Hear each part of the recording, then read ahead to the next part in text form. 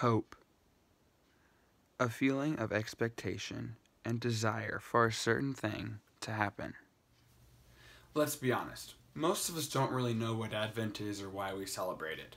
This devotional is going to go into the 4 different points of Advent, why we celebrate them, and more importantly, where's the connection is between the Old Testament and the New Testament, and then Advent itself. The 4 points of Advent are hope, love, joy, and peace, and you'll be studying them in that order. Each week, churches like to focus on one of the 4 points for the 4 weeks leading up to Christmas and Christ's birth. For this first week, you'll be looking into hope, where hope was first found in the Bible, where hope continues to be found, and where we should be applying hope in our lives.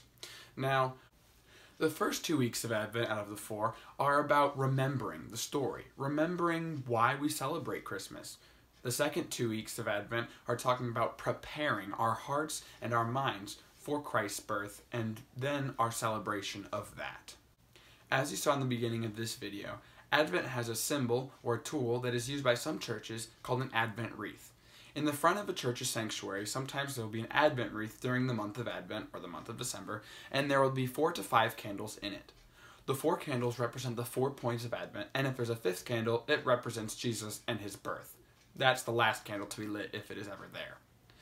At each service, they light one of the candles, and by the end of the month, there should be 4 candles lit, one for each of the 4 weeks and the 4 points of Advent. For this week, since it's the first week, Hope, there's only 1 candle lit. Hope is something that we like to think about as the past making the present true. So, prophecy is what is focused on during the week of Hope, the first point of Advent. You will find in this devotional, in the first week, you're going to be studying different prophecies, different things said about Christ's birth, as well as the hope we can have as people in the future about Christ and his birth, his life, his death, and resurrection.